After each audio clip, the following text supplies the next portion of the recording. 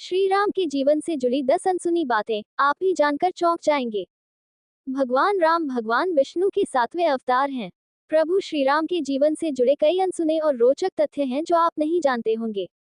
वाल्मीकि रामायण में जो लिखा उसे इतर भी कई रामायण प्रचलित हैं जिनमें प्रभु श्री राम के जीवन के अन्य पहलुओं को नए तरीके से उजागर किया गया है और कुछ ऐसी बातें भी बताई गई है जो कि आपको वाल्मीकि रामायण में पढ़ने को नहीं मिलेगी।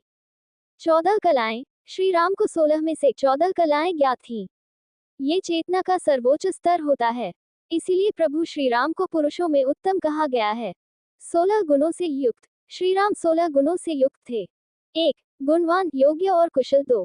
किसी की निंदा न करने वाला, प्रशंसक, सकारात्मक। 3. धर्मज्ञ, धर्म का ज्ञान रखने वाला। 4. कृतज्ञ, आभारी या आभार जताने वाला, विनम्रता। 5. सत्य, सत्य बोलने वाला और सच्चा। 6. दृढ़ प्रतिज्ञ, प्रतिज्ञा पर अटल रहने वाला, दृढ़ निश्चयी। 7. सदाचारी, धर्मात्मा, पुण्यात्मा और अच्छे आचरण वाला, आदर्श चरित्र। 8. सभी प्राणियों का रक्षक, सहयोगी। 9. विद्वान, बुद्धिमान और विवेकशील। 10. सामर्थ्यशाली, सभी का विश्वास और समर्थन पाने वाला, समर्थवान। 11. प्रियदर्शन, सुंदर मुख वाला। 12. मन पर अधिकार रखने वाला, जितेंद्रिय। 13. क्रोध जीतने वाला, शांत और सहज। 14. कांतिमान, चमकदार शरीर वाला और अच्छा व्यक्तित्व। 15. वीर्यवान, स्वस्थ, संयमी और हष्टपुष्ट। और 16. युद्ध में जिसके क्रोधित होने पर देवता भी डरे, वीर, साहसी, धनुर्धारी, असत्य का विरोधी। श्री राम ने किस आयु में किया कौन सा काम? श्री राम ने किस आयु में किया कौन सा काम? कहते हैं कि सीता और राम के विवाह के वक्त राम जी की आयु सिर्फ 15 साल थी, जबकि सीता जी की मात्र 6 साल की थी। शादी के बाद दोनों 12 वर्षों तक अयोध्या में रहे। इसके बाद करीब 27 की उम्र में श्री राम को वनवास हो गया था। वह में 14 वर्ष रहने के बाद जब श्री राम और सीता लौटे तब सीता जी की आयु 32 और राम जी की उम्र 41 हो गई थी। श्री राम का असली नाम। श्री राम का जन्म नाम दशरथ राघव रखा गया था, परंतु बाद में नामकरण संस्कार के समय उनका राम नाम रघु राजवंश के गुरु महर्षि वशिष्ठ ने रखा था। गिलहरी की कहानी। राम सेतु बनाते वक्त गिलहरी भी छोटे छोटे कंकर पत्थर उठाकर बड़े पत्थरों के बीच में फेंक रही थी। ये देखकर वानर सेना ने उनका मजाक उड़ाया और उन्हें अपने रास्ते से हट जाने के लिए कहा। एक वानर ने तो एक गिलहरी की पूंछ पकड़कर उसे हवा में उछाल किया जो सीधे श्रीराम की हाथों की हथेलियों में जा गिरी। श्रीराम ने उसे नीचे गिरने से बचा लिया था। फिर उन्होंने वानरों को समझाया कि तुम जो बड़े पत्थर समुद्र में जमा रहे हो वे सभी पत्थर तभी मजबूत रहेंगे जबकि इन गिलहरियों के द्वारा फेंके जा रहे छोटे कंकर पत्थर उसके बीच जमे रहेंगे। इसलिए किसी के भी काम को छोटा न समझो। इसके बाद श्रीराम बड़े प्रेम से गिलहरी पर अपनी अंगुलियां फेरकर उसे आशीर्वाद देते हैं। गिलहरी पर जो 3 धारियां हैं वह श्रीराम के आशीर्वाद के कारण है, क्योंकि उसने राम सेतु निर्माण में सहयोग किया था। भगवान श्रीराम के जीजाजी। भगवान श्रीराम के जीजाजी का नाम ऋषि श्रृंगी था, जो शांता के पति थे। यानी श्रीराम की बहन का नाम शांता था। ऋषि श्रृंगी को ऋषिशृंग भी कहा जाता था।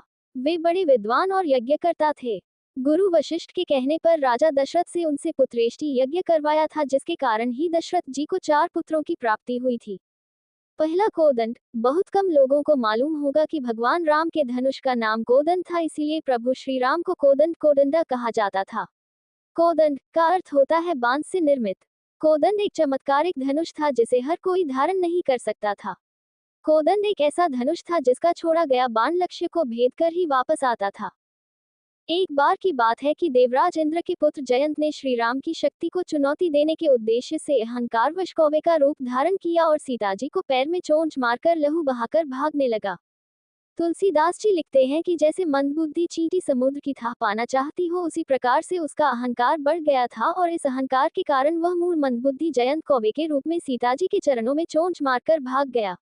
जब रक्त बह चला तो रघुनाथ जी ने जाना और धनुष पर तीर चढ़ाकर संधान किया। अब तो जयंत जान बचाने के लिए भागने लगा। वह अपना असली रूप धरकर पिता इंद्र के पास गया, पर इंद्र ने भी उसे श्रीराम का विरोधी जानकर अपने पास नहीं रखा। तब उसके हृदय में निराशा से भय उत्पन्न हो गया और वह भयभीत होकर भागता फिरा, लेकिन किसी ने भी उसको शरण नहीं दी, क्योंकि राम जी के द्रोही को कौन हाथ लगाए। जब नारद जी ने जयंत को भयभीत और व्याकुल देखा तो उन्होंने कहा कि अब तो तुम्हें प्रभु श्रीराम ही बचा सकते हैं, उन्हीं की शरण में जाओ। तब जयंत ने पुकार कर कहा, हे शरणागत के हितकारी, मेरी रक्षा कीजिए प्रभु श्रीराम। और कोदंड का बाण वहीं रुक गया। विष्णु सहस्त्रनाम। विष्णु के 1000 नामों में राम नाम 394 नंबर पर है। अंत में बताया गया है कि सिर्फ राम नाम जपने से ही विष्णु सहस्त्रनाम का पाठ पूर्ण होता है। विष्णु सहस्त्रनाम का पाठ पढ़ने से समस्त मनोकामना पूर्ण होती है। घर में धन धान्य सुख संपदा बनी रहती है।